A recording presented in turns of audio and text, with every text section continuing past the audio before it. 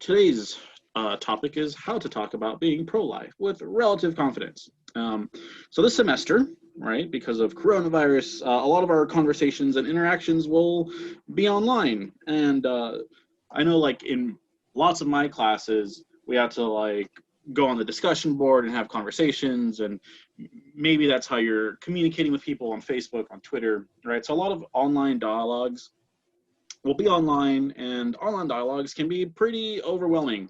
And if you're anything like me, having conversations, especially on controversial topics like abortion, can be pretty nerve-wracking, right? So I see it all the time. People get immediately upset before they're even done reading your first sentence, and they'll call you all kinds of names, right? Add to this the large varieties of experiences one may have that shapes how one approaches the topic of abortion and the various arguments for and against abortion, and suddenly having a discussion seems very overwhelming, right? So where do I start? How do I begin? How do I maintain a level head and not let my emotions or the other person's emotions get the best of me, right? How do I think clearly about the issue? So my aim here is to help you navigate through the issue and help you identify the basic patterns in most abortion discussions, right? And there's really only a handful of things, about 3 or 4, that you really need to know or learn how to recognize.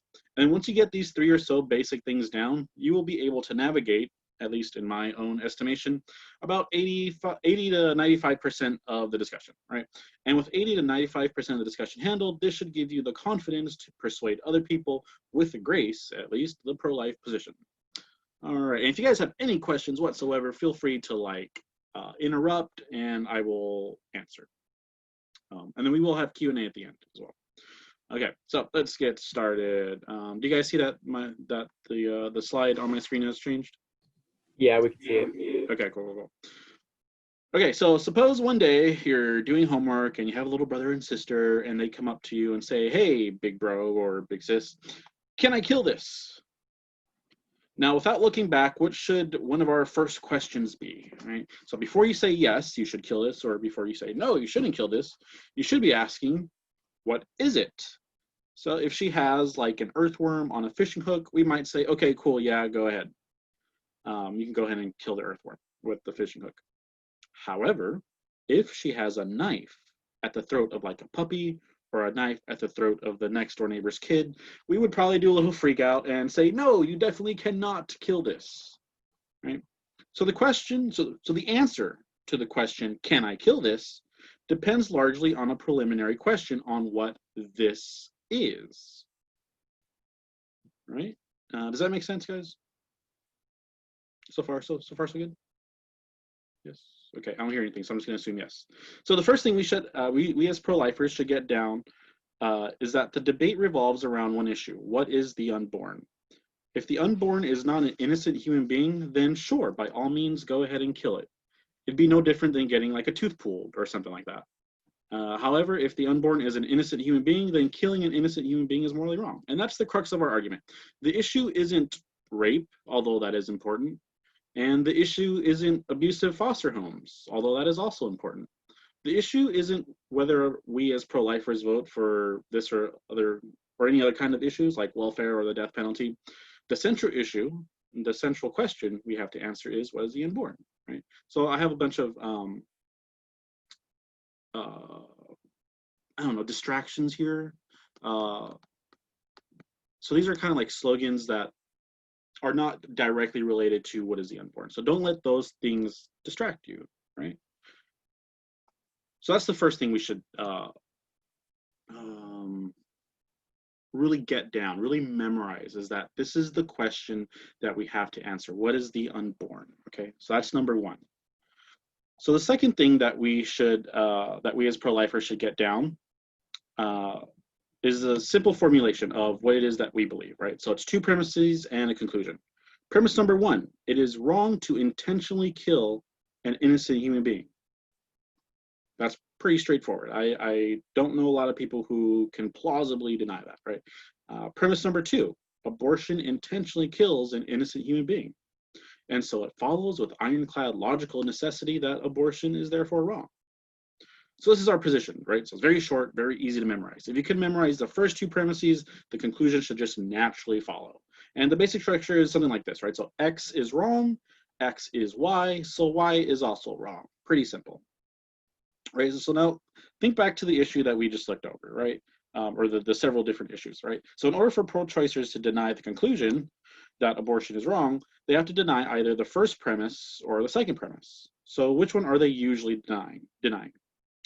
It doesn't sound like they're denying the first premise, right? It sounds like they're denying the second premise, that abortion intentionally kills an innocent human being. All right, so let's look at some examples. All right, I need an abortion because I can't afford a child. Okay, so this denies the second premise. And remember, the second premise is abortion intentionally kills an innocent human being. But how? How does it deny the second premise? Well, because they assume that abortion is not killing a human child, but something else. We don't want to say that the pro-choicer thinks they have a full-fledged member of the moral community dying when they have an abortion. That would be kind of uncharitable on our part, right? So the best way to understand the pro-choicer in this case is that they think what they are aborting just isn't a human child, right? So take note that this objection, this reason, doesn't really argue for the status of the unborn, but just assumes the unborn aren't really human. Do you guys see that?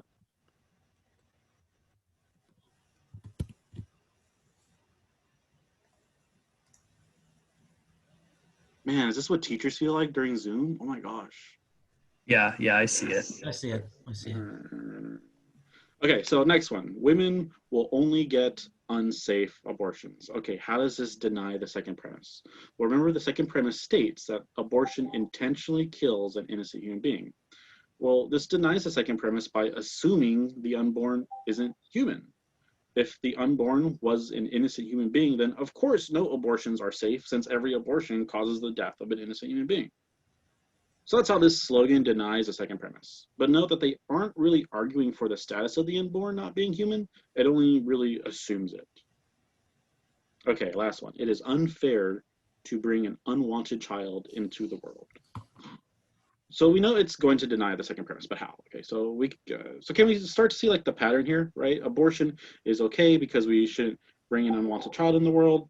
You will see that it assumes that what is being aborted isn't already a child that already exists in the world. It isn't really arguing that it isn't an innocent human child. It's just assuming it isn't an innocent human child. Do we see that? So do we see the pattern here, guys? Yep, I see it. Okay, cool. So in most cases, though not all, but in most cases, pro-choice arguments will be doing this, right? So they will just be assuming that the unborn isn't an innocent human being. But of course, if you're going to be denying the pro-life position, if you're going to say that what you are killing isn't a valuable human being, then you better make pretty sure that you can justify this, right? But these justifications for abortion don't actually do that. They just kind of assert it. So they do what's called like begging the question, right? In philosophers' terms, I'm a philosophy major, so that is they assume the very thing that they need to justify, right? And most pro-choice arguments at the lower level, at least the lower popular level, they'll be doing this. But sometimes that's kind of hard to catch, right? So how are we able to recognize whether a pro-choice argument actually does beg the question? So here's the second thing, or the third. Here's another thing that you should really get down, right? It's a tactic called trot out the toddler. So the idea is this, right? So we as pro-lifers believe that the unborn is just as human and just as innocent as a 2-year-old toddler. So if the pro-choice argument wouldn't work for killing a 2-year-old toddler, then it wouldn't work for killing the unborn in the womb, right? So let's see what this looks like in practice, right? So the first one. Suppose the pro-choicer says, I think abortion is okay when you can't afford to have a child, right? Now, it may be tempting to discuss economic factors. What is it that we as pro-lifers do to help ensure women are able to raise their children and financial security and all that? And as important as those things are, that isn't the core issue here, right? The core issue here is, what is the unborn? So try out the toddler. Reply with something like, well, suppose I have a 2-year-old in front of me, right? Is it okay for me to kill that 2-year-old because I cannot afford it, right? And if the pro-choicer is honest, they'll be like, no, of course not. It's not okay to kill a 2-year-old, right? And then we respond with something like, that's the issue, right? What is the unborn, right? So they'll say there's a difference between the unborn and a 2-year-old. Okay, that's exactly what we're talking about. is there a difference at all? Not can they afford it or can they not? It's what is the unborn? What is the status of the unborn? So we move away from the economic factors there, and we get back to the central issue is what is the unborn? And trotting out the toddler can help you do that. Okay, so what about there's this one. I'm personally against abortion, but think it should be available for women or something like that, right? So let's trot out the toddler again. All right, so we say something like, well, imagine I have a 2-year-old in front of me. Would it be okay for that 2-year-old to be killed so long as we were personally against it? Right, and then the pro-choicer should say something like, well, no, of course not. It's an innocent child. And then we say something like, well, that's what we say about the unborn. So let's talk about that instead. What is the unborn? Right, so you guys see how substituting the unborn with a 2-year-old will help you refocus on the central issue. So let's talk. Okay, so let's talk about rape here. So what about rape? Incest. Okay, so well, first off, do you guys see the pattern? Because I want to throw some of these out to you. Yeah. So if you're saying like if someone were to be raped or conceive a child, Right. So what if a 2-year-old was conceived from rape? Should we kill that 2-year-old? That's right. That's right. Yeah. And if I were a pro-choicer, I'd say, no, you should not kill a 2-year-old because it's a product of rape or because its father was a rapist. So then how would you respond? Oh, then what about the unborn? Just because the child is unborn, does that mean that we should kill that too? If we shouldn't kill a 2-year-old, why should we kill the unborn child that is a product of rape or incest? That's right. And then if I were a pro-choicer, I might say, well, there's a difference between the two. And right. Then you say... Well, then so that's going to get into a different topic of what is the unborn. Right. A different topic and the more important topic. Yeah. Okay. All right. Does anyone else want... I'm not able to see, like, your faces, your beautiful faces. So does anyone else want to volunteer using this? I'll role play the pro-choice person.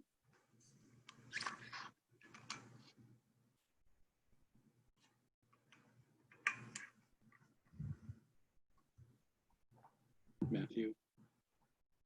Sorry. Yeah. You want to do the? Yeah, you want to do the rape one? We just did the rape one. Oh, I just sorry. did the rape one. Yeah, just do anyone you want. Okay, so let's say well, the foster care system is already so overwhelmed, so I don't think we should use, we should continue to overcrowd something that's just needs reform. And don't you believe it needs reform? Yeah, I would acknowledge that there's definitely some changes we need to make to the foster care system. And then I would ask them to imagine if we already had a born child, let's say a toddler, who is going to go into the foster care system. Should we be allowed to kill that born child to spare them of the suffering in the foster care system? No, Matthew, because there's a difference between an unborn child and a 2-year-old. That's ridiculous. And then you say, but both of them are human beings and they have equal value. Right, and that's what we should be talking about, is whether the unborn does have human value, not about the foster care system. And the foster care system is important, but that's not the issue we're talking about. That's not what's going to settle the difference between us, right? So do you guys see that? Do you guys see how trotting out the toddler or replacing the unborn with a 2-year-old toddler can help you refocus? Yeah. Okay, so now that we've pinpointed the exact issue, the only issue that we should be focused on is what is the unborn, right? Yeah. So now that we've found the issue, we have to actually make the case. Okay, so what is it? What is the unborn? All right, so now we actually have to do a little bit of work. All right, so the first thing that we need to know about the unborn is that it is alive. Now, in my own conversations, I've actually heard pro-choicers actually deny this, which is just a little perplexing, right? But that what abortion does is, it kills a living thing shouldn't be controversial. And for those who know, I mean, it isn't actually controversial. So, like 2 semesters ago, I took a medical ethics class here at Cal State, and one of the topics that we focused on was abortion, naturally. And my professor, I think, was pro-choice because I had seen like a "I stand with Planned Parenthood" sticker in her office, but she was very fair. She was very fair.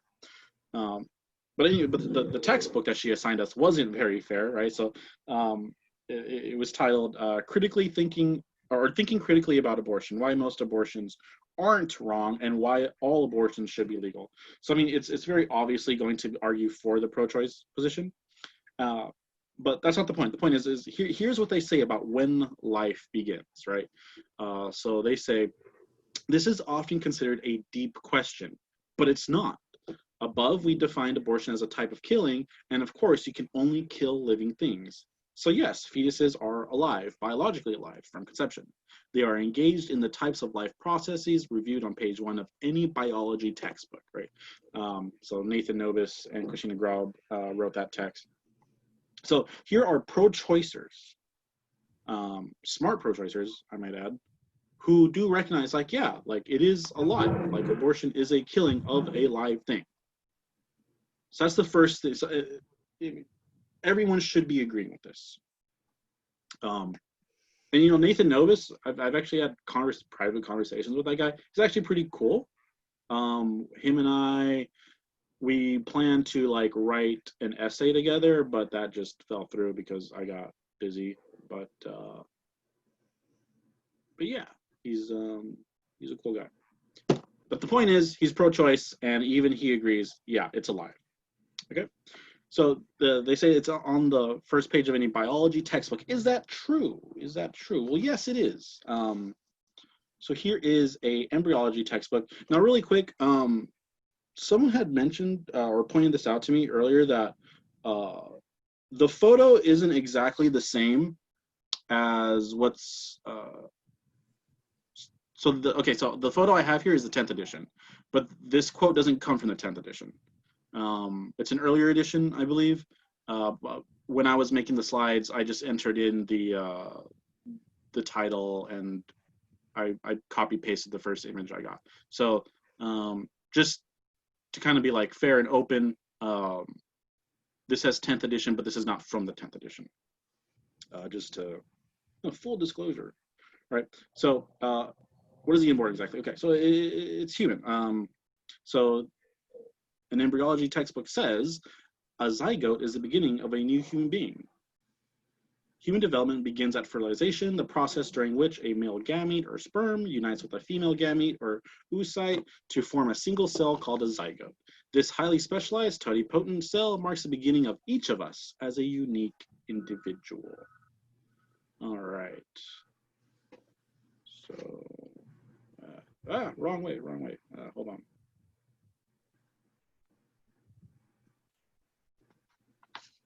Okay, all right, there we go. Okay, so here's another textbook. The development of human begins with fertilization, a process by which the spermatozoon from the male and the oocyte from the female unite to give rise to a new organism, the zygote. Right, so that's 2 embryology textbooks that are saying, yeah, what you are, your process begins basically at fertilization, and that is a human being there, right?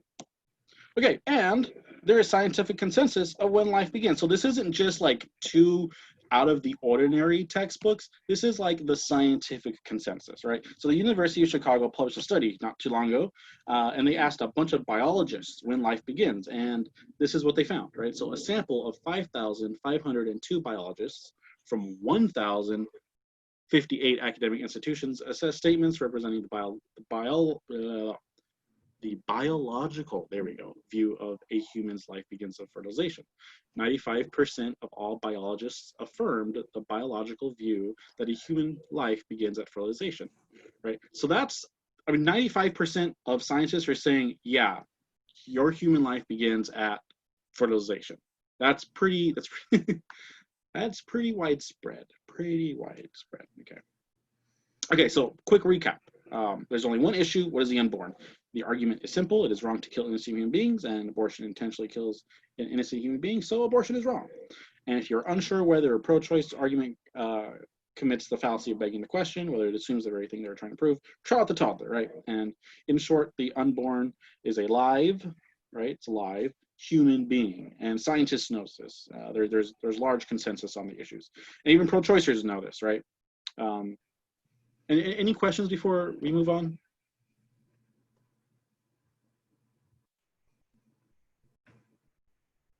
No? Okay. Maybe, all right, well, maybe like a comment. Yeah. I don't know if there's, you want, like, so on the textbooks that you mentioned, I think the Langman's one is from the 7th edition, I believe. Okay. Right. So was it with you I was having that email with? I think it was. Yeah, I think Okay. I think you were the one that sent me the email on Yeah. that, because I brought up this this point, but I actually was able to download the 12th edition, which is the closer edition. I think this is like a 2012 version. And even then, there's like a bunch of pictures in there saying that it's a, I don't know, a human black test, a human embryo, a human fetus. Right. Okay. So there still is statements. It's just not as, there's not a sentence in there as, that says it as nicely, I guess, maybe, or as clearly as this quote right here from Langman's Embryology in the 7th edition. But it's still in there, even in the 12th edition, from what I've seen. Okay. Cool. The more the later versions of it, or the more modern versions of it that come from like 2015 and 2016, stuff like that. So. Right. Well, let's see. The 12th edition compared to the 4th. I mean, that wasn't like decades ago, right? So it's not super. No, old. yeah, it was. I think it was in like 2012 is when I pulled the quotes. But I know I've gotten comments from pro-choicers. Your sources are not up to date, and so it's challenged me to like go into earlier sources, or not earlier sources, but to later sources. Right, more recent stuff. More recent stuff to pull from. So yeah. Yeah, well, I mean, just looking at this one, I mean, this was done in 2018. Right. So I don't think anything has really changed since then, right? I think this is something that you and I talked about in the emails, is that, yeah, like, even if it comes from like a 2012 edition, nothing's really changed.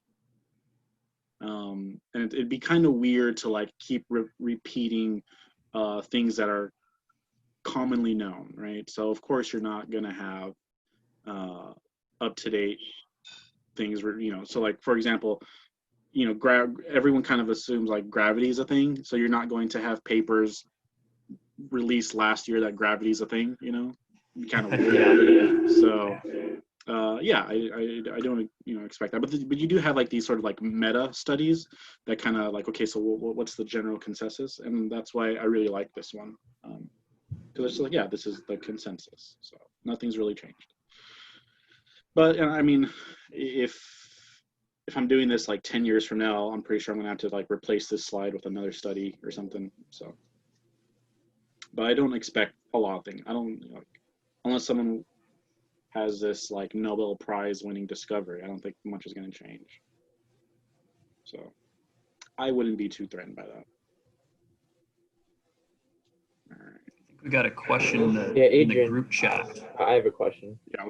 Yeah, Adrian, are you going to cover the topic of personhood later on? Because Daniela asked a question about personhood in the chat. Yeah. So personhood, yeah, right here. I'm getting to that. Yeah, I'm not done. I'm kind of pausing just to see if there's anything. So okay, cool. All right, so let's get there, right? So let's get there. Okay, so there's a large consensus on the issue, right? And even pro-choicers know. So what is it? So the pro-choicers really only have one. Yeah. Someone say something?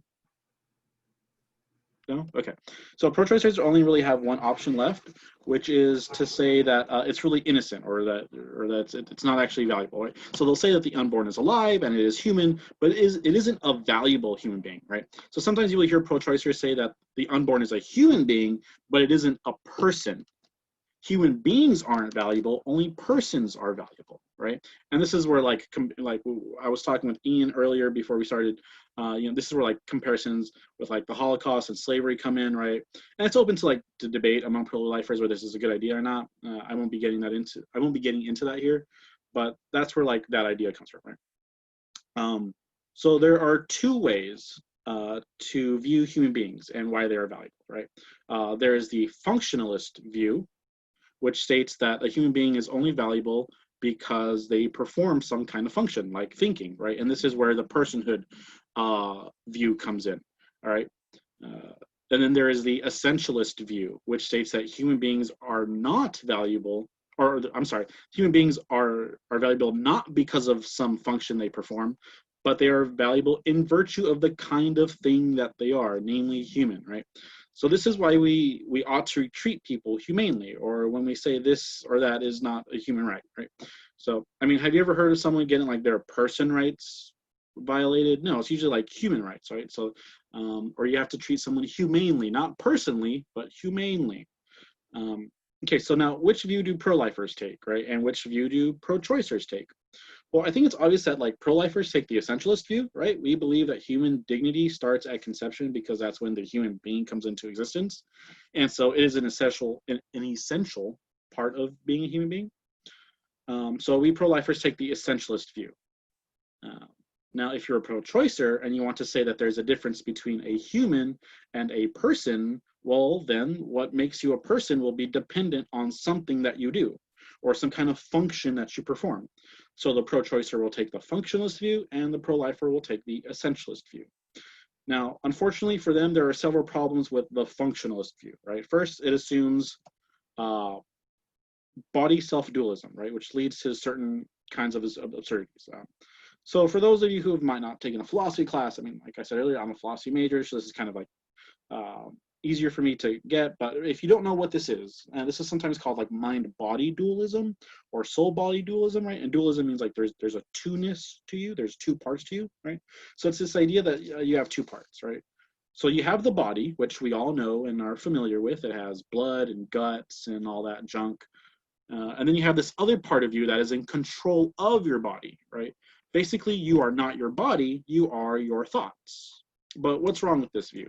Well, there's quite a bit. Well, it denies true things, right? So like if I were to punch your arm, it would have to be false that I am punching you, right? I am hitting the body, but I am not hitting you. And so I am not hurting you, I am hurting your body. But this seems kind of absurd, right? It would also be true that you have never been hugged, that you have never been kissed, and that you have never actually been seen. Like if you are your thoughts, I have not seen your thoughts, and so I have not seen you. Right. So, but we do think that we can hug this person or hug that person or see this or that person. Right. So if the pro-choicer wants to say that you are a person and persons are the same things as like thinking things, then you have like these really strange and obviously false claims that they need to own up to. Really quick, are you guys able to see like okay. Oh, sorry that, okay. I had a tab up that was kind of blocking my view. It went away. No, it wasn't blocking anything. Okay, cool. It was just on my screen then. All right. Okay, so does that make sense? Does anyone have questions about like how the functionalist view or the person view assumes a dualism, and these kind of dualisms are weird, or they have weird consequences? Do we see that? Does anyone have any questions about that? Because I know that's like that can get like really philosophical, and I don't want this to like go over anyone's heads. Yeah, I understand. Okay, cool. Okay, second problem is that they lack justification, right? So if the pro-choicer wants to say that we come into existence when we start thinking, we can simply ask, okay, why? Why do you believe that?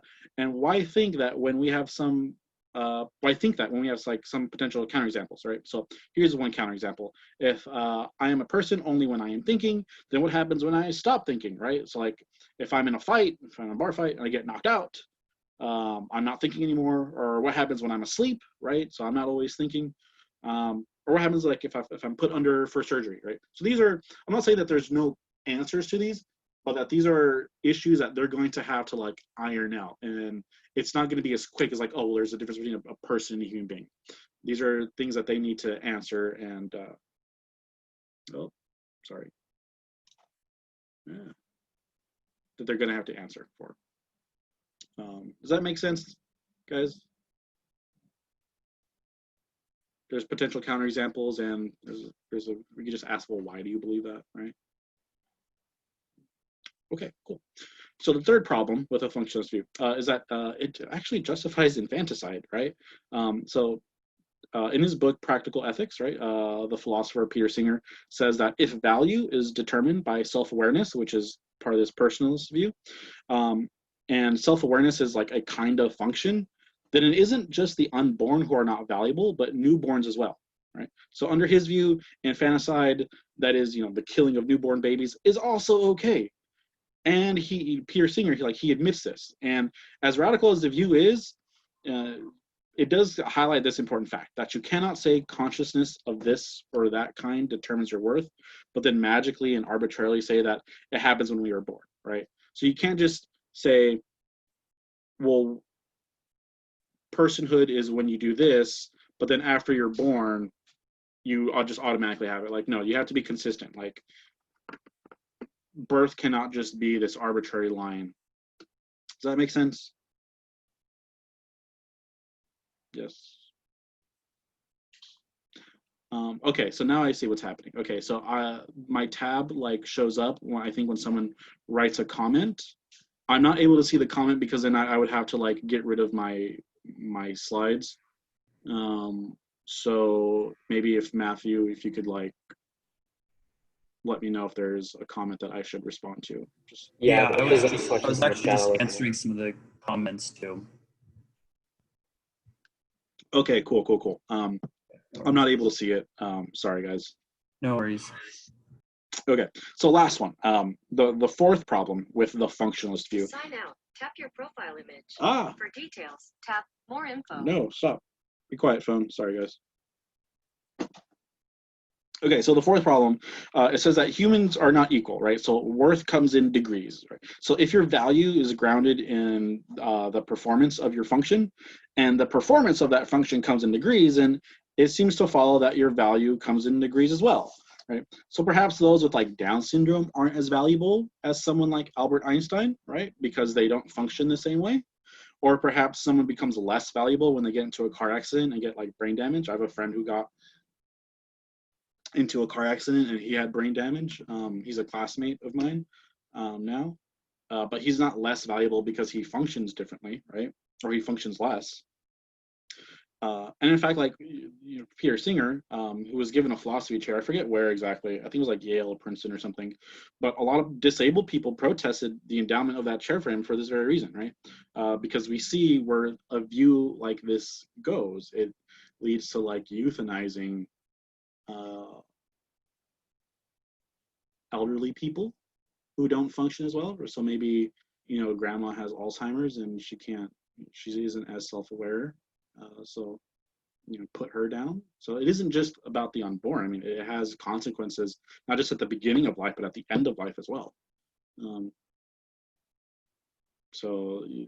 But as pro-lifers, we believe that no, from beginning to end, your life has value in virtue of the type of thing you are. So these are problems with the functionalist view. Anyone have questions about the functionalist view that I should answer? And if you're in the chat, have someone just read it out to me.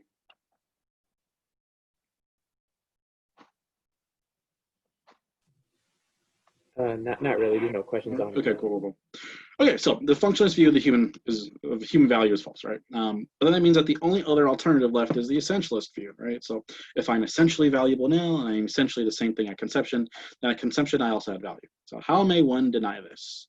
Well, usually they will deny your value based on one of these four ways. And if you can memorize this being the last major thing you need to memorize, then you can get through the vast majority of abortion conversations, right? So they will say that you are not valuable because of your size. It's just a clump of cells or something, right? But since when does your size determine your worth, right? They will say that your level of development determines your worth. But since when is that true, right? We don't say adults are more valuable than infants, even though adults are more developed than infants, right? They will say that the environment you are in determines your worth, right? So being inside your mother's womb. But since when does location determine your worth? Why does moving a few inches down the birth canal magically gives you moral worth, right? And degree of dependency. They will say, since you are not viable, right? So viability is a big conversation, or because you need food from your mother, that you aren't valuable. But again, why is your moral worth dependent on whether or not you are dependent on someone else, right? Even newborns aren't totally independent, right? It's not like you're going to find newborn babies like out in a factory floor or something, earning a wage. But we don't think, unless you're a Peter Singer, that you can kill newborns, right? Or like say that you're dependent like on a pacemaker, right? But the pacemaker doesn't take away your value. Do we know what a pacemaker is? Is that sort of an old example? It's like a machine that like works, like it replaces your heart, and you're like totally dependent on it. Yeah, or iron, like yeah, that. Yeah. All the ones. Yeah, all the machines. Right. So dependency does not determine your moral worth, okay? And so you can memorize us in this really easy thing called SLED, so SLED, size, level of development, environment, degree of dependency. You'll see pro-choicers will say, well, the difference is your size, your level of development, environment, or degree of dependency.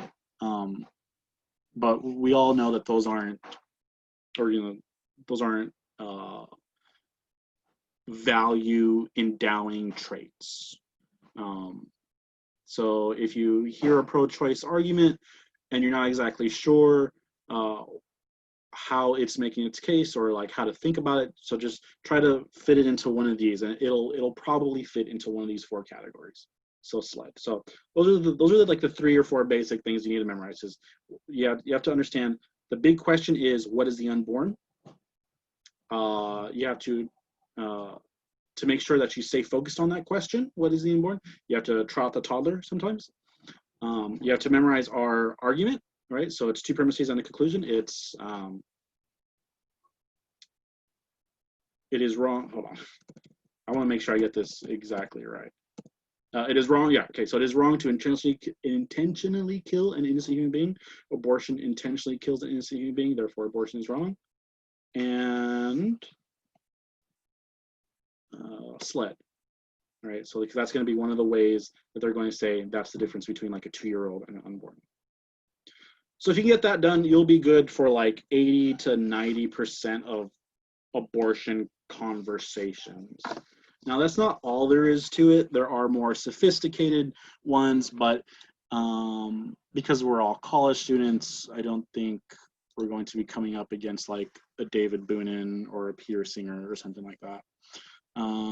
So let me,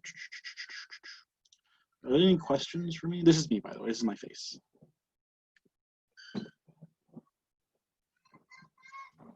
Yeah, we were just in the comments, there was a question that came up that pro-choicers have sometimes called the human baby inside the womb a parasite, for example. Like, oh, it's just a parasite that you should just get rid of. I don't know if you check the chat. There have been some people that have responded to it. But okay, do you have any other intake on that point? Right. So it's an argument from analogy. So if you can point out important differences, the analogy becomes weak. So one important difference is that parasites are always another species. The unborn is not a different species, right? It's not a dolphin. It's not a worm of some sort. It's the same thing that you are. And we looked at the textbooks and we looked at the scientific consensus. No, it's a human being. So that's one important difference. And if it's a human being, then it has value, right? Parasites, as non-rational creatures, they don't really have value. So that's one important difference. Another important difference is that parasites kind of come from without. Right, they're sort of an invasive species. They like latch onto you. I don't know too much about like the different kinds of parasites that are out there, but they kind of like latch onto you from without. But that's not what the unborn are, right? There is a place in your body called the womb that is for the unborn. When a parasite attaches to you, there isn't really a place naturally for your body to do that. And so if there's a place in the body for it, it has a prima facie right, or it has, on the face of it, a right to that part. And that's not what parasites are. So those are two important differences, I would say, to the parasite thing. Thank you. This is me. I'm videoing myself. It was a really good talk. I learned a lot from it. Would you be able to make this PowerPoint available to us? Yeah. Okay. And so if I do that, I should probably change the images on the textbooks just to make it a little bit more accurate. Yeah. So give me a couple of hours just to kind of change that, because this is just like for my own use. Yeah. But if it's going to be out there for the public, let me just make sure that those images are accurate, and then I'll make it available to you. Also, I sent Matthew something. Tomorrow, Focus on the Family is having their worldwide digital premiere of Sea Life 2020. Have you heard of that at all? I've heard of Focus on the Family, but I haven't heard of that. They're having it's their huge, it says, join us and hundreds of thousands of pro-life champions for the worldwide digital premiere of Sea Life 2020. And they're going to have some speakers and a lot of famous people in the industry. It's all about pro-life. So I had Matthew posted on our group chat through Facebook. So if anybody's interested, you just watch it at home. It's at 5 o'clock tomorrow night Pacific time. But thank you very much. I really learned a lot from you, and you have a great voice, by the way. You have like an announcer's voice. Have you ever been told that before? I have been told that. Yeah. I've thought about like being on. I thought about like audiobooks. Doing audiobooks, but yeah, I have heard. You would be great at that. You really would. You have a very good intonation and flow with your voice.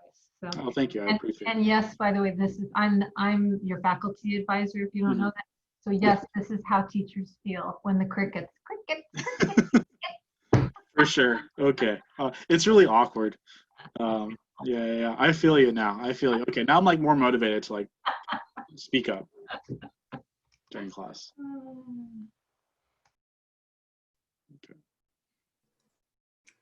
Ian, do you have any questions? I guess maybe for the people listening, should we bring up like how, we've already kind of looked a little bit on how we would respond in the case of rape or incest, but do you have any like stats on that maybe you'd like to bring up or anything like that? Ooh, no, I'm not very good with that, because that's just not my training. I should though. I don't. Off the top of my head, from what I understand, rape is like 1% or less of all abortion cases. 1%. Yeah. So one tactic you can kind of play is this, right? So if someone like brings that up to you, say something like, okay, look, rape is terrible, right? Rapists should be put in jail, and maybe even make a case for capital punishment. Who knows? Say like, okay, if you are willing, if someone put a bill in front of you that said, okay, we're going to outlaw all abortions except in the case of rape, right? Are you willing to like outlaw 99% of abortions? I think they're gonna say no. I would not sign that bill, right? And so that what that shows is that it isn't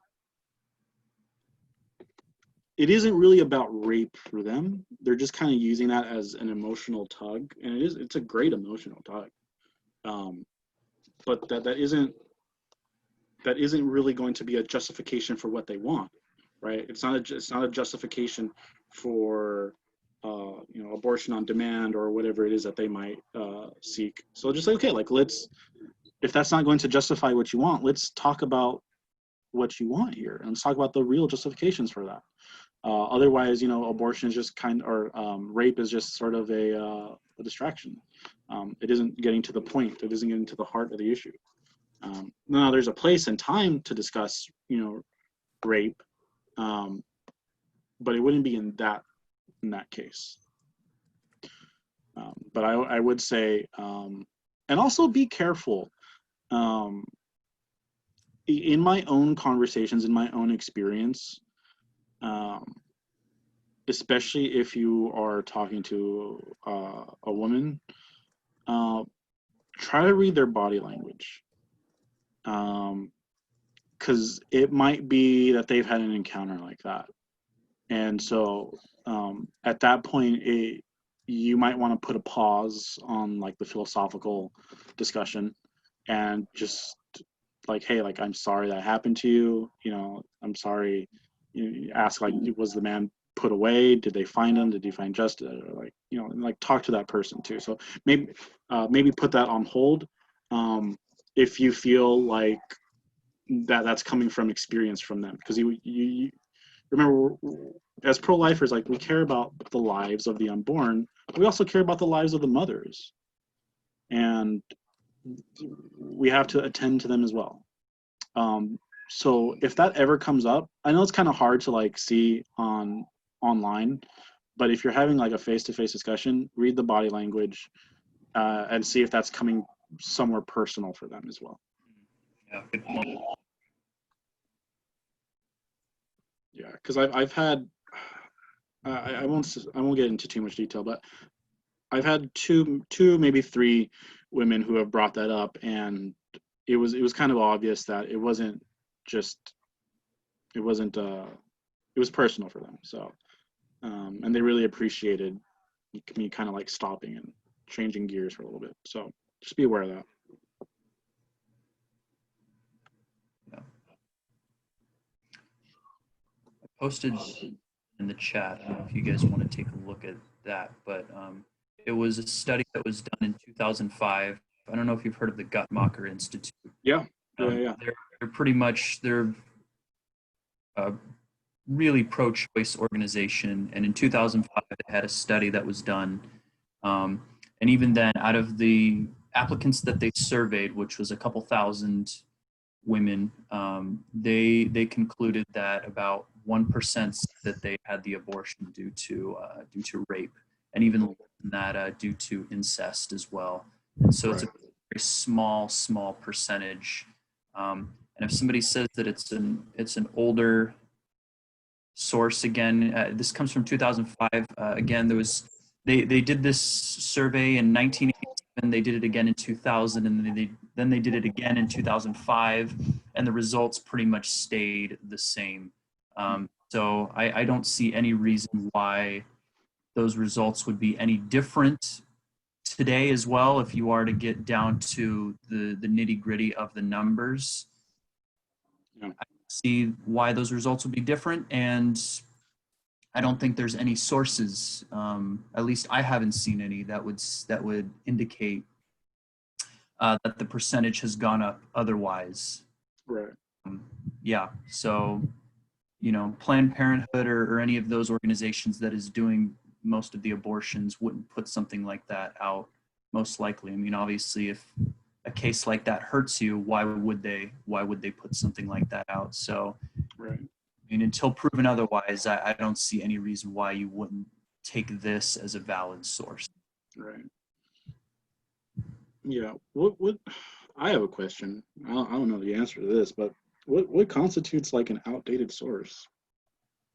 Like, Yeah, is I it don't know. 10 years or I don't know. Yeah, I don't know. But I know I've gotten that objection before, saying that, oh, you know, because this data was taken back in 1979, we can't trust that for today because, you know, things are different today. They're not what they were in the 1980s or in the 1990s or whatever year it was. And so therefore, I have no reason to trust your sources. So, you know, it could be, again, it's probably maybe a slim chance that you might get that. I know I've gotten that during conversations, though, Mm-hmm. Long Beach, especially because, I mean, actually with college students who, you know, study and everything, they might ask for a source, and that's something that you could. Yeah. So. And because I tend to stick to like the more principled arguments that don't really rely on stats anyways. I find the advantage is that, you know, dates don't really matter. Yeah. So I would agree too. yeah, but I would also say that there is definitely force to using numbers. It does have an effect on our psychology. Like, oh, this is a study and it has numbers and you know, they're very specific and it sounds trustworthy. So I understand. Anything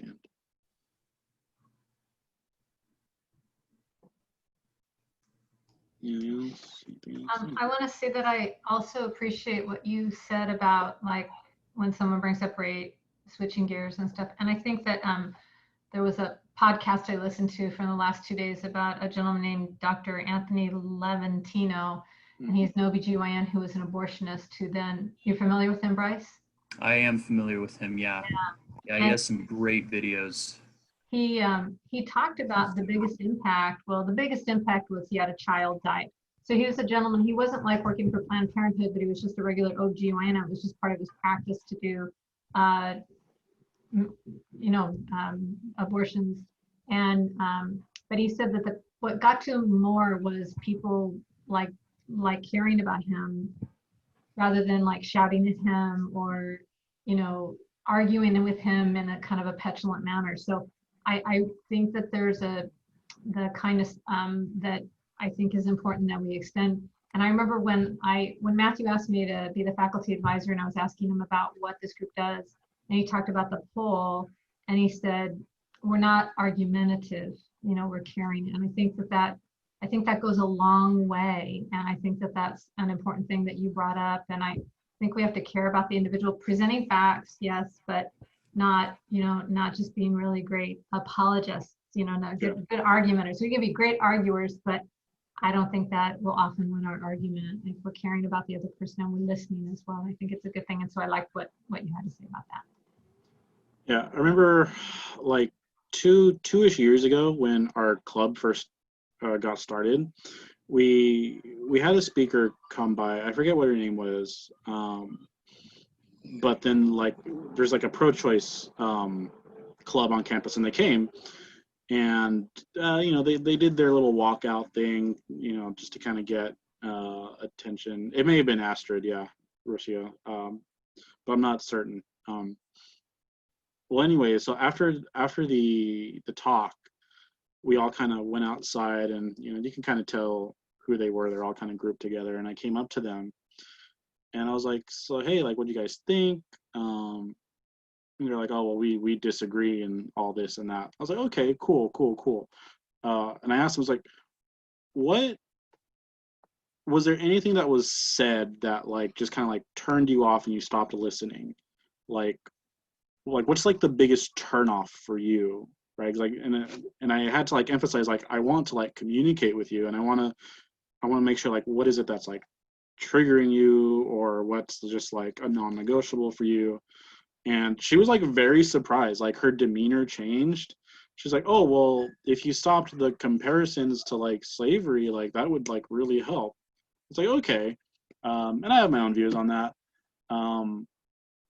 So, and it was like very, yeah, but all of them just like changed, and we shook hands afterwards. We're like, "Oh, all right, cool." So we had, you know, they felt heard, and that had them, you know, so they came in with like I can tell like a spirit of just like defensiveness, but no, just saying like, hey, like what can we do better to like reach out to you. They really enjoyed that. They really appreciated that, and I haven't heard from them since.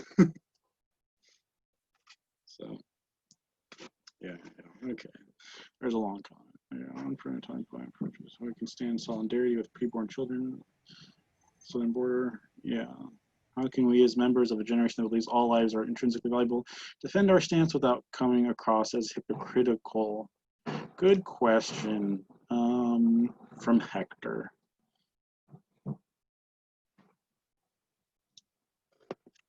So one worry is that being pro-life can be so mixed up with other issues that it almost becomes meaningless, right? So sometimes you'll see like people say like, oh, well, if you're really pro-life, you'll like vote for socialism because that'll take care of families and stuff like that. Or if you really cared about, or if you were really pro-life, you would vote for this other issue, right? So just whatever whatever X is. And it's this sort of tangential issue. So don't get like, I would just say don't get too wrapped up in that, because pro-life has a certain meaning. It doesn't mean we're for this policy or that policy, because with these other policies, you can have reasonable debate, or like you can have differences among pro-lifers, right? So take for example, like should pro-lifers be voting for something like welfare? Pro-lifers can disagree about that and still be pro-life. Don't get sucked into this belief that if you aren't on one side of this other side issue, you aren't really pro-life. Don't let them try to redefine pro-life like that. That's really dangerous if you do that. So specifically about the separation of children at the southern border, it's okay to take a position on that. If you're against that, I don't know what the details are, but if you're against that, just be like, yeah, okay, I'm against that. Like, okay, so then I'm not a hypocrite. Okay. And if I'm not a hypocrite, like, are you like pro-life now? No? Oh, okay. So it doesn't have to do anything with my character, whether I'm a hypocrite or not. Because it isn't about who we are, So if they want to, just kind of refocus on them. Like, okay, like if you want to be pro-life and you want to take a side on this other issue, go for it. We would, we have a pretty big tent. We're not too exclusive on things like that. So recognize that for like the distraction that it is. If they bring up capital punishment, yeah, so pro-lifers are also divided on the issue of capital punishment. That one strikes a little closer to heart because it is dealing with a life and death issue. I personally think that you can be pro-capital punishment and pro-life because, if we go back to the slide, the key premise of that is an innocent life, and I don't think people who are on death row are innocent. So there's no inconsistency on our part. You can be against the death penalty. I'm okay with that. I don't mind. So yeah. So like I said, our tent's pretty big. We can have a diversity of opinions on other things. But the unborn and also end of life issues like euthanasia those are our defining issues. That is what defines what being pro-life is about. So don't get too distracted. But think about it. Definitely think about it. And I have articles if you want me to send you articles. So let's see. Okay. Yeah, what's up? Yeah. So what exactly is abortion? What exactly is what? What exactly is abortion? Abortion, so elective abortion at least, is the intentional like expulsion of the fetus from the womb. Okay, so does it like a pharmaceutical drugs or is it like a surgical procedure?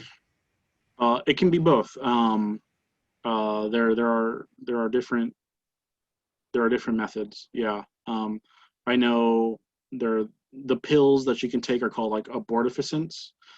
So what they do is they expel the product of conception, the baby, the fetus, from like implanting in your womb, and it'll come out.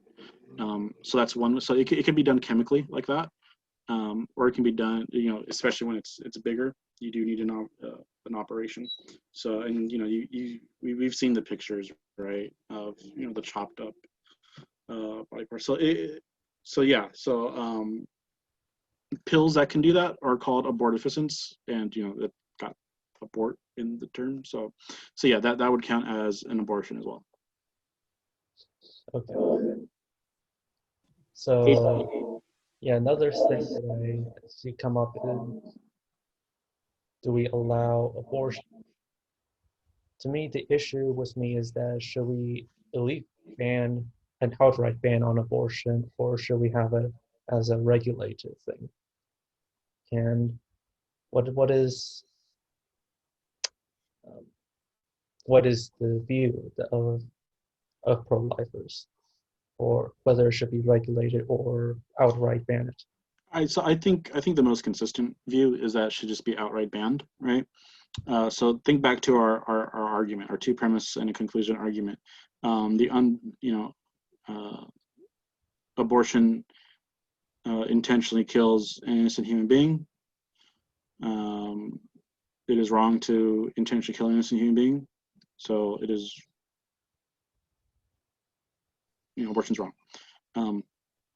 We can kind of expand that. It should be illegal, completely illegal, to kill an innocent human being. Abortion intentionally kills an innocent human being, so abortion should be illegal.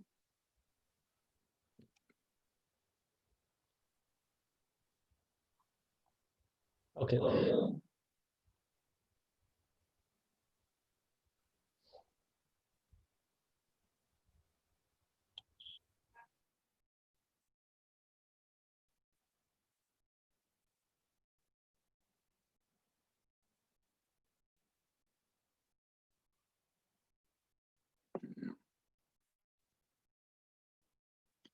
Adrian, how would you respond to the claim that if, for example, if someone needed my kidney to survive, I wouldn't be forced to donate it to them? Likewise, if the fetus or the unborn baby needs my uterus, I don't have to let them have my uterus.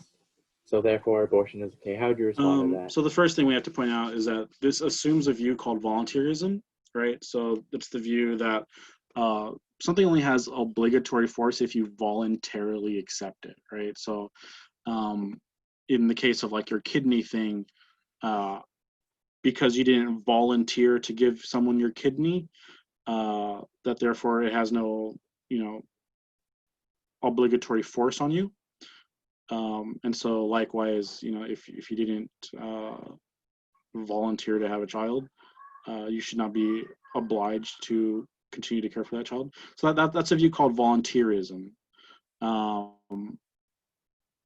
But volunteerism seems to be false.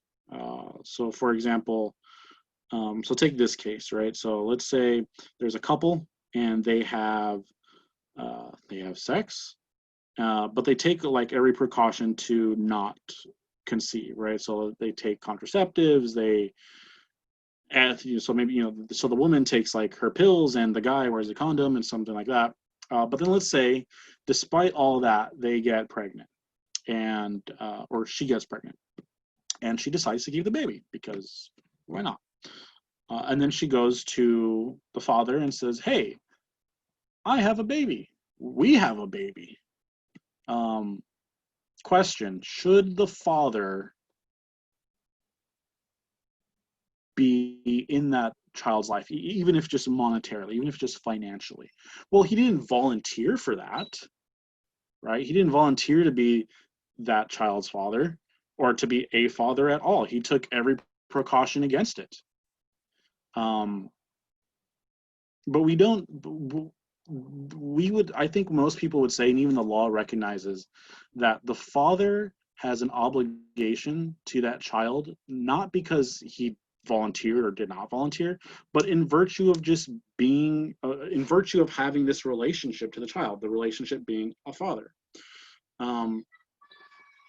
Or another way you can kind of look at it is, it assumes volunteerism, but volunteerism it destroys every obligation in your family whatsoever. So like, do you have an obligation to your brother or your sister? You didn't volunteer to be their brother or their sister. You didn't volunteer to have this mother or that father, but you still have an obligation to them. And not because you had like this social contract, written up that you signed, and you're like, yes, I agree to be this person's brother or this person's child. But no, you have an obligation in virtue of that relationship. So imagine okay, so I don't know, yeah. So it would break down just like whole entire families, and that seems kind of counterintuitive. Well, now some philosophers, some people be like, yeah, down with the family, then okay, that's a bigger issue. But I would say for the most part, we do have obligations, not in virtue of volunteering for them, but in virtue of having relations with them, having a specific relation to them. Another thing is that, and I kind of brought this up with the parasite example, is that the unborn seem to have a natural place in the body. Someone else does not have a natural right to your kidney, but it does seem like babies have a natural right to a womb. So like natural attach. So someone who takes your kidney they don't do it naturally, but a baby in a womb is natural, right? That's the period of that's where the period of natural development begins, is in the womb. And so the baby naturally belongs in the womb, and so has a right to it, right? The newborn also, yeah. So I would say that. Also, so let's say like you went through with that, right? And say, okay, this person does not deserve my kidney. And then that person without that kidney dies, right? So there's a difference here between killing and letting die, right? So what's the difference? Well, if someone is like dying, like, so if someone needs your kidney, it's because there's something wrong with them. They're in a state of decline. They are dying, in short, just to kind of make it simpler. They're dying. And so if you don't give them your kidney, you're letting them die. You're letting the natural process kind of like work its way out, right? But that's not what's happening in abortion. Abortion really is the active killing. It's not like, okay, like this baby is dying and it needs you to survive. Like, no, it is there and it is healthy and it is growing, and that's the natural history of its development, right? So it isn't dying, it is growing, it is living. So when you have an abortion, when you detach it from yourself, it isn't the same thing as like detaching a kidney from someone else, right? So, okay, so think of it like this, right? So like if you have a newborn and you don't feed it and it dies, you are actively killing it, right? Because it's perfectly healthy, but it does need these things to continue to survive. It's not like it's dying and it needs food or else it, to stave off death. That's just part of its natural history of growth. So when you have an abortion, you say like, okay, you're not going to have my blood, you're not going to have my oxygen, you're not going to have any of this, then yeah, you are actively killing it, just like you would be refusing to feed your newborn. And notice too that this doesn't just apply to the unborn. This does apply to newborns as well. This kind of going back to the, it justifies infanticide, because when you say this person needs my kidney to survive, the need to survive, the need to grow doesn't just stop when you're born.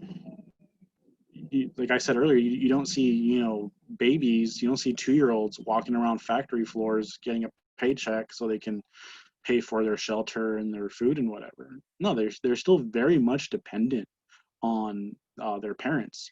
So, okay, so we can like try out the toddler here. Like, okay, so let's say, we have a 2-year-old who needs my kidney or something like that. Like, is it okay to kill him? Is it okay to like slit its throat?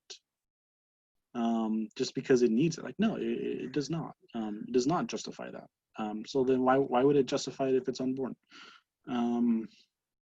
So yeah, that was a lot, but that's what I would say. It's a very popular kind of analogy. That's why there is a lot to say, but that's what I would say. Oh, Ian left. Boo.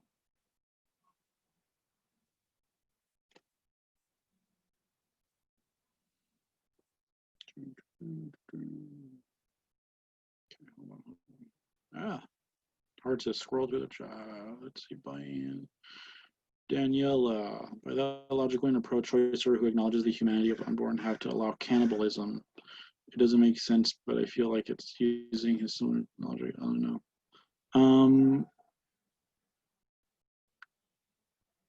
I'm not following the cannibalism point. Can you explain that a bit more? She her question was, how would you respond to a pro-choicer who says that pro-lifers have to be vegan? Like, if they're against killing the unborn child because it's alive, then how would you justify killing animals?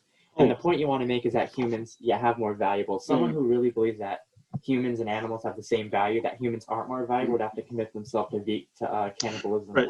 For example, like eating a newborn would be like just as bad as eating a dog if they're both equally intelligent. Or a chicken, right? Because I don't know a lot of people who eat dogs. So yeah. So remember, there's two parts to the premise. Is that, or when we make our case, there's two parts. Number one, that it's alive. Yes, that's part one. But part two, it's a human being. Lots of things are alive, but not lots of things are human beings. So it distinctly has two parts to it for that reason. So plants are alive, dogs are alive, chickens are alive, but being alive doesn't merely give you human value. Being an alive human gives you human value. So that's what I would say. Now, what is the difference between a human being and a dog or a cat? I recently published a paper on this. It got accepted. It was published on the ethics of trophy hunting. And what I argue there is that the reason why human beings have a moral status and mere animals don't is that human beings have the power of rationality. That is, we have the power to look out into the world and see, number one, recognize that there are obligations. Those obligations belong to us and that we have to act towards them, right? So we see, like, okay, there is a good out there. This is going to get philosophical. I'm sorry. I'm a nerd, but like I said, I did recently just get published on this. So so we see a good out there, and then we use our rationality to grasp the good and then to figure out a way to that good. It seems like mere animals don't have that. That's why they don't have things like language. They don't have things like culture, art, civilization, and we do. And so because our rationality understands the good and is able to give us the power to be good, that is what makes us moral creatures. So things like chickens, dogs, cats, animals like that do not have moral status. So they are alive, yes, but they are not moral creatures because they do not have the power of rationality. So, and because human beings are by nature rational animals, that's our definition, rational animals, at least going back to Aristotle. An unborn has the power of rationality, but just doesn't function. No, it doesn't exercise that function.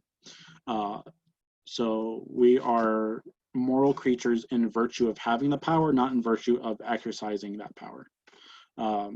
The pro-choicers with the functionalists view, they'll say, well, no, you have to exercise that power first. But for us, like, no, you just have to have it, even if you don't exercise it right away. Because, like I said earlier, like, we don't exercise that power when we're sleeping, when we're knocked out, when we're in surgery, stuff like that. Can I send the link for my paper? Yeah, I can send you the link to my paper. Let's see. Okay, I'm gonna have to look away from the screen for a sec.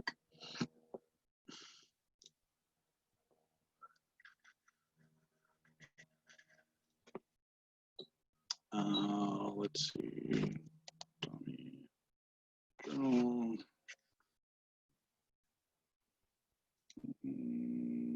Share. Anyone on the internet with this link can view a copy link.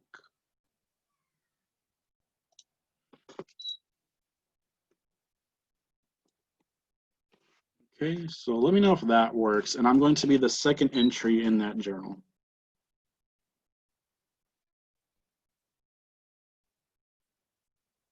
Yeah. So you don't have to be, okay, so really quick, you don't have to be vegan to be pro-life. Some people are vegan. They think it is consistent.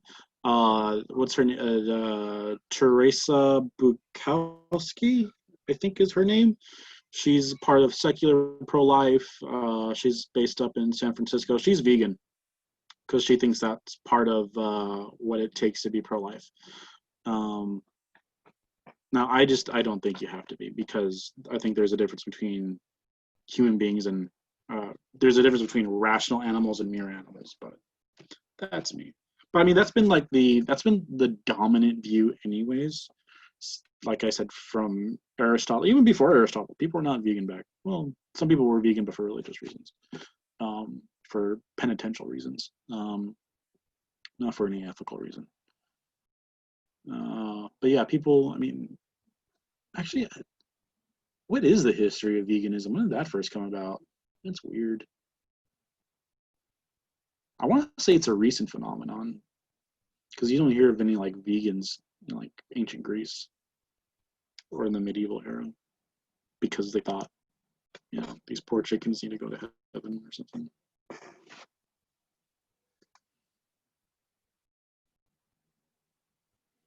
And I can give you other papers on the moral status of animals. Peter Singer, who I brought up. Okay, so this is really funny, really ironic. Peter Singer, who I brought up earlier, who was like this pro-abortion and pro-like infanticide philosopher, is also a vegan. He has this book called Animal Liberation, which is like the Bible of like vegans. That might be a bit of an extreme and uncharitable thing to say, but whatever. I recognize that. Yeah, he's got this whole book on like why we should treat animals a certain way, and it's because he thinks they have self-awareness. Certain pigs have a certain level of self-awareness, so you cannot kill a pig, but you can kill an unborn. And that's the, yeah, do pro-choice vegans also care about unborn animals? I guess it just depends on the kind of vegan you are. Like I said, with Peter Singer, probably not, because they lack self-awareness. These unborn animals also lack self-awareness. But there's a funny story. So here, I actually have it here. So if you guys are able to get this book, it's called Tactics by Gregory Kokel. He has a really funny story in here about when he's talking to a Wiccan, like a witch. And he sees like her pendant, and he's like, oh, like, what do you mean by, does that have like any moral or religious significance for you? She's like, oh yeah, I'm a witch.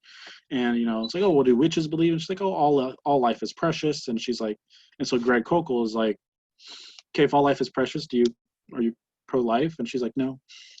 And so it's really funny how he kind of like presses that. So get the book, it's really good.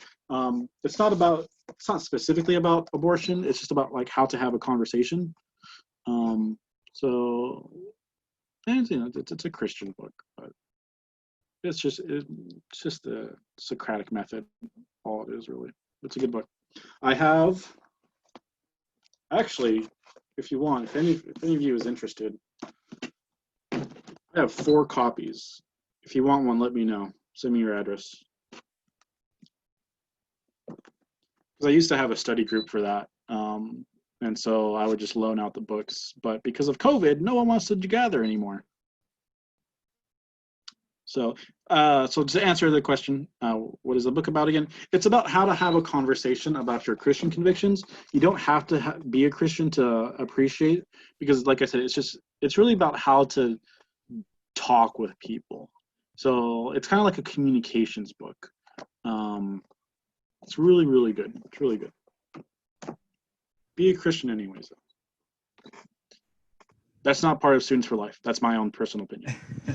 I've read the book too. I can say say it's really good. Yeah. The arguments that are presented in there. Did you see that there's a new edition out? The updated, expanded edition. That's like mini tactics. That's the one I actually have. Oh, really? Okay. Yeah. So the reason I have no like qualms of giving this away is because I want to get the new edition. Oh, right. Okay. Yeah, I got this is the older version. Yeah, I hear it's like twice as big. So like, just kind of, is it thicker than this? No, I think it just has. Let me bring it out. I believe the difference. I don't know. Here's the thickness. Ooh. Yeah. Okay. Yours is thicker. It might be a little thicker, but I think. Okay. How many pages do you have?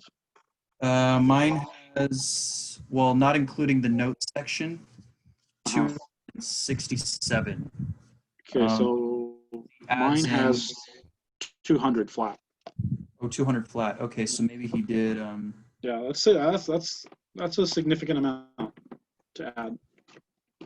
Interesting. Yeah, I think he added like the mini tactics, and like the last chapter is like the more sweat, less blood chapter.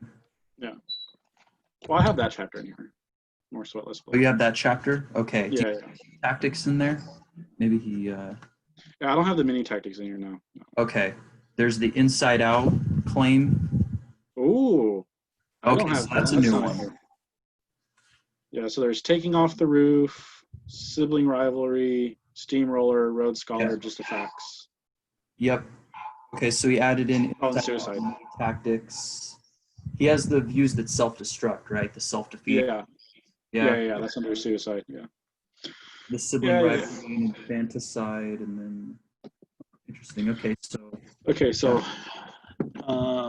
Daniela wants a copy, and Hector. Okay, so just okay, Hector, do I know you as Amard? Are you Amard?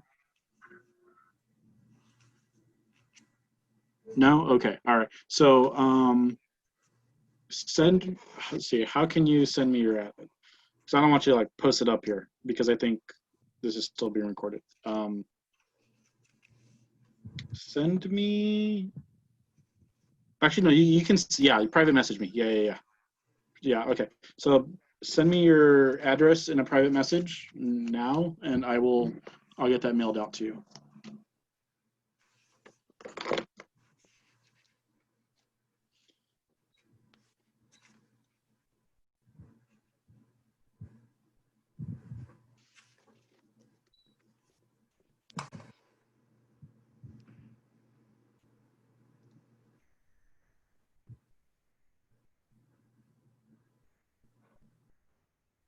Any other questions? Lori, are you still there? Yes. Yay, I love you. I love you. Lori is my girlfriend, for anyone who came late. Laura or Lori.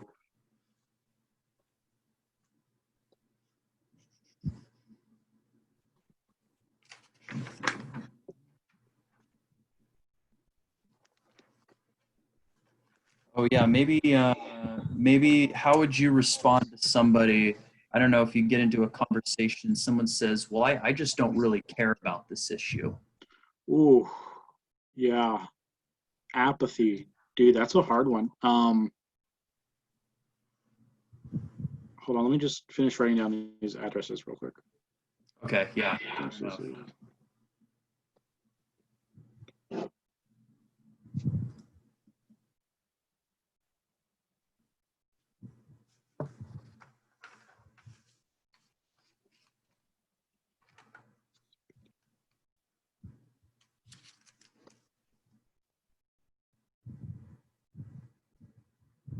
Oh, okay.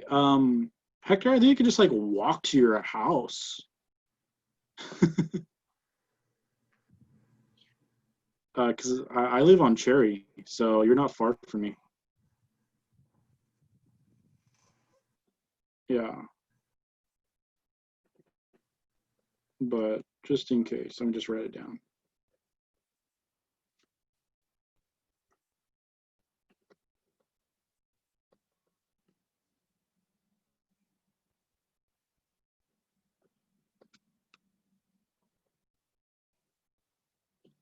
Yeah, I live like on 10th and Cherry.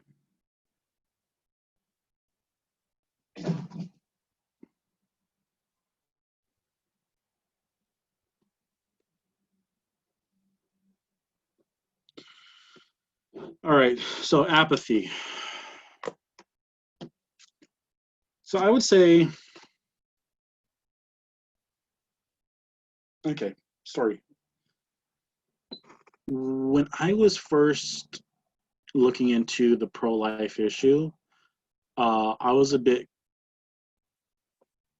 unsure of how to proceed, right?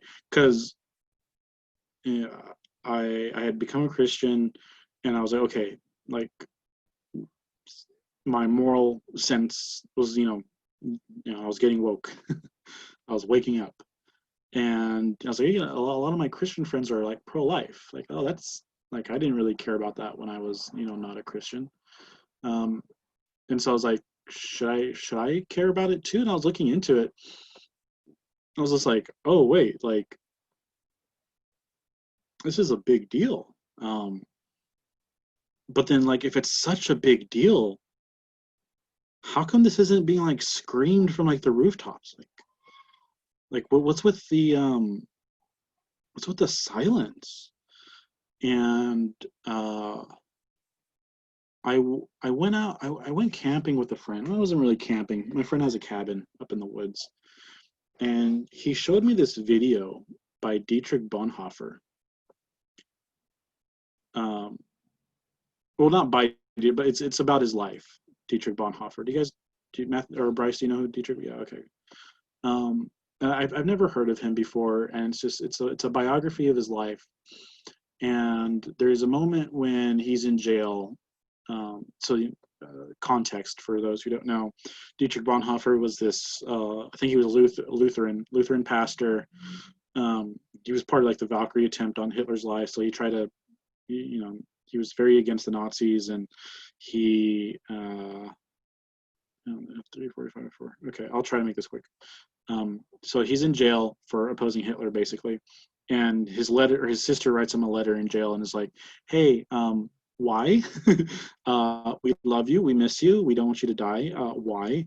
And he writes this letter in response and says, like, look, if there is a madman driving his truck down a market, and I have the power to like take the steering wheel from him, I have to do that, because if I don't, I'm going to be judged by God. And that struck me. I was like, oh, I'm in that situation now. I'm going to be judged. So, okay, if the person is, especially if the person is Christian and they're apathetic, like, look, God's not going to, this is going to be on your soul that you did nothing. Now, if you're not a Christian, this is where images of the Holocaust and images of slavery come in. This is the reason why we do this. It's to wake people up. Yes, it upsets people, but why does it upset you? It upsets you because it's a moral wrong. You recognize something is morally wrong, and it's trying to wake you up. It's trying to wake up this moral sense, and you get angry because you don't want to be woken up. So if they are apathetic, ask them like, can I show you a picture, like a graphic picture, right? So ask for their permission first. And if they say yes, like, here, look at this. This is what's happening to millions of children every day. No, okay, thousands of children every day. Millions of children. A year, Almost. yeah, there we go. Yeah. Want to get my numbers right, or at least approximately right. Yeah. and say like, this is happening. Like wouldn't you think if you were like a white person in antebellum South in America, don't you think you would say something about slavery? If you were a German in Nazi Germany, wouldn't you want to say something? Don't you look back now and think, wow, those people were cowards. Those people were scared and they did nothing and they allowed this great evil to happen. The same thing's happening now, right? You have millions of innocent people, of innocent children, systematically slaughtered. And, you know, you're going to be on the wrong side of history. You know, if that's what you're worried about, being on the right side of history, you're going to be on the wrong side of history. If you're a Christian, you're on the wrong side of heaven. Yeah. So Really good point. yeah. And if still they don't care, okay, if you don't care, fine, just vote this way.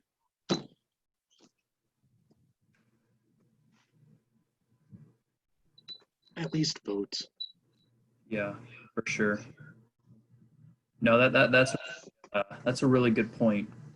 And yeah, definitely bringing up a picture of something like that would definitely probably invoke sort of disgustingness, I guess you could say, to the issue. And it should make people feel disgusting, as pictures of the Holocaust make people feel disgusting, as pictures of slavery make people feel disgusting. In the same way, it should make people have kind of a gross reaction towards this kind of stuff.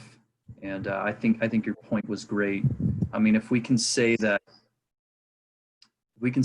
killing, you know, I don't know, 6 million Jews in the Holocaust was wrong, or Stalin killing 20 million of his own henchmen, right, in communist Russia, or Mao, or Pol Pot, or you look at all of these other tragedies as well.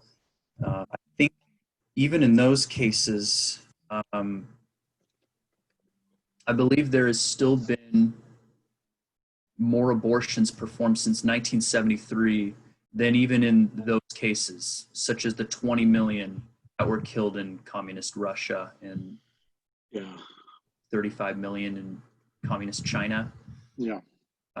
You know, so I think it's the numbers like 57 million something for total number of abortions. So yeah, this is I would say, so anybody that wouldn't say that this is genocide, I would just say what, Rocio, you posted something, someone on Twitter argued that abortion is not a genocide. Yeah, I would just totally disagree when really looking at how many abortions have been performed every year and ever since 1973. It's something like 50 million or something, 56 million. Yeah. Every year, really? I thought that was total. Every year, yeah, that's a lot. I thought that was total, but if it's 56 million every year, that's a lot of babies being murdered unjustly. Yeah, it's about 60 million every year worldwide, but if you're talking about just the United States, there's been about 60 million abortions since Roe v. Wade got passed, which was in 1973. Okay. So you might be conflating. Gotcha. Okay. Right. Thanks for clarifying. What was going on. Yeah. All right. Well, we're kind of winding down here. So, such a bummer of a note. Oh my gosh, let's not end here.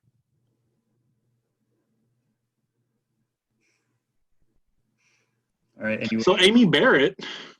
Oh, okay. How do you guys feel about her? So it looks like CNN said that she's going to be the nominee, but it's CNN. So, but yeah, I feel like I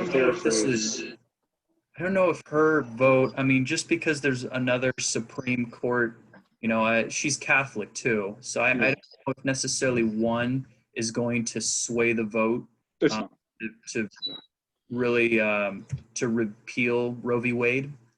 I mean, it's a good step in the right direction. Yeah, it is definitely a step, and Yeah. we need that step. Yeah. Oh yes, yeah, and I actually hope she gets on.